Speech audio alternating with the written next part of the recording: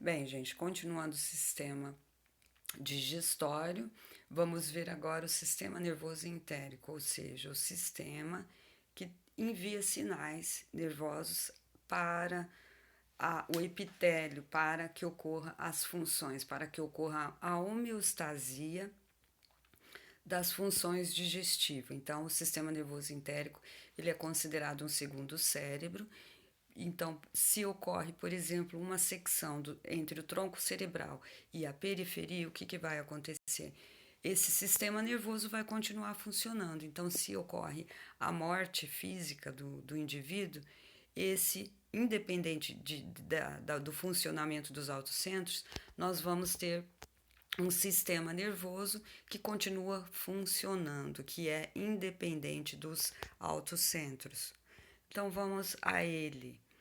Então, nós vamos ter dois tipos de plexos nervosos: o plexo submucoso e o plexo de Auerbach.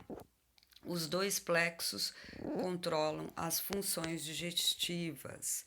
Então, o plexo submucoso ele vai inervar uma camada epitelial do músculo liso, da muscular, da mucosa. Então, essa região ela vai ser contraída, vai ser bastante inervada pelo plexo submucoso.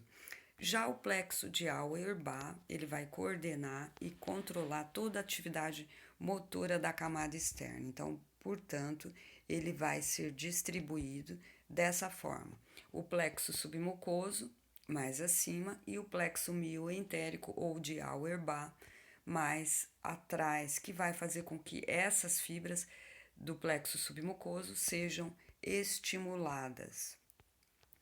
A serosa, a camada serosa é a camada externa, a camada que recobre o trato gastrointestinal.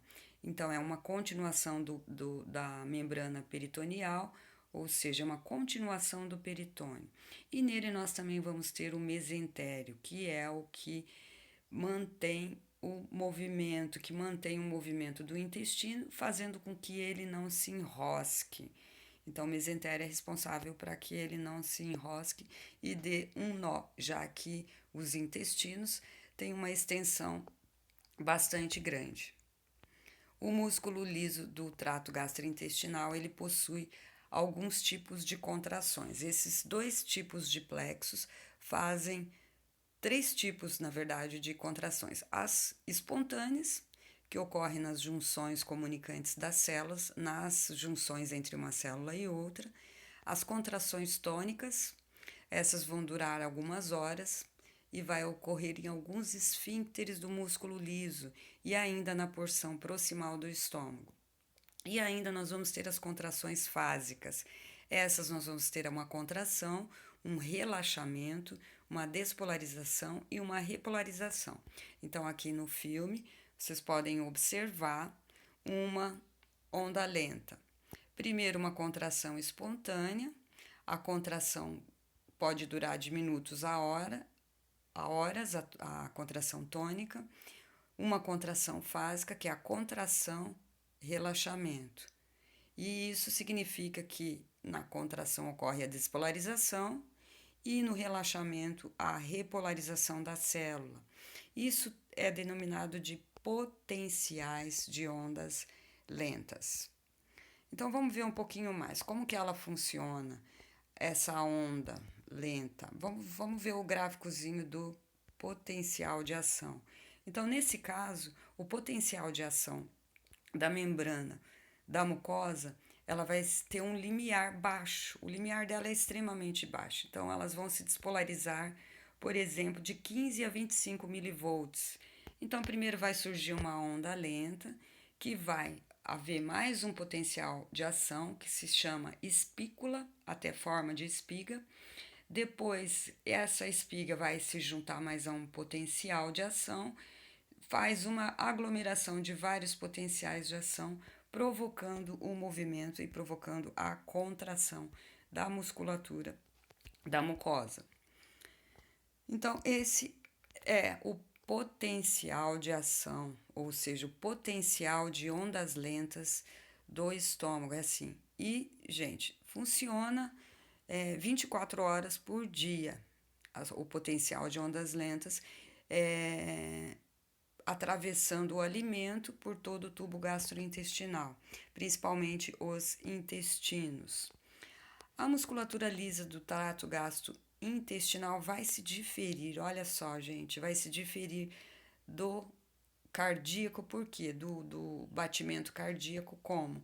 Porque no batimento cardíaco nós vamos ter de 60 a 90 contrações por minuto, enquanto que nas células de potencial lento, nós vamos possuir uma contração de 3 a 12 ondas por minuto. Então, ela é mais, por isso, do nome lenta.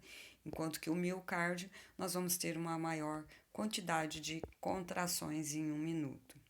Aqui, o potencial da membrana, como eu expliquei para vocês, ele é baixo. É um potencial com limiar baixo, de 5 a 15 milivolts. Os potenciais de ondas lentas, o que são? Falando quimicamente, falando fisiologicamente. Então, nós vamos ter primeiro, lá na primeira espícula, na primeira espiga, a despolarização com a entrada de cálcio na célula. Os canais de cálcio vão se abrir, iniciando-se a contração muscular.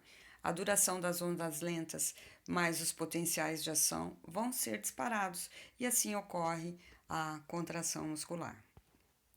Aqui nessa figura a gente pode verificar o sistema nervoso de uma forma em camadas. Então, nós vamos ter o plexo mioentérico acima, em amarelo escuro.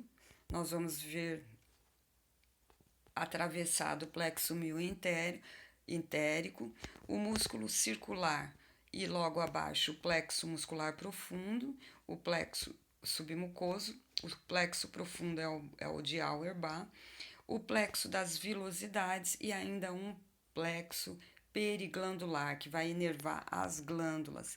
Então, é bem complexo, já que, na verdade, nada mais é do que um segundo cérebro.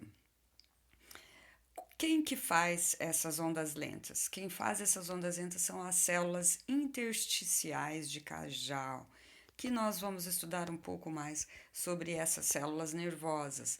Então, são células nervosas, mas ao mesmo tempo musculares. Elas possuem fibras musculares lisas e ainda fibras musculares. Elas ficam localizadas entre o tecido de músculo liso, é claro, e alguns plexos nervosos mais intrínsecos, mais intrincados. Então, vão auxiliar, como eu disse, como células intermediárias entre a musculatura e a fibra nervosa. Então, geralmente, já se tem artigos, gente, falando que essas células, as células de Cajal, elas podem ter diretamente sendo a causa da síndrome do colo irritável e da constipação crônica também. Então, se houver pouco estímulo dessas células, o indivíduo vai ter a constipação. E se for síndrome do colo irritável, vai aumentar os estímulos nervosos nessa região, aumentando também a dor e um hiperperistaltismo, levando o indivíduo a ter quadros de diarreia e de constipação alternado. No próximo vídeo nós vamos falar sobre as enzimas digestórias e como elas funcionam fisiologicamente no organismo.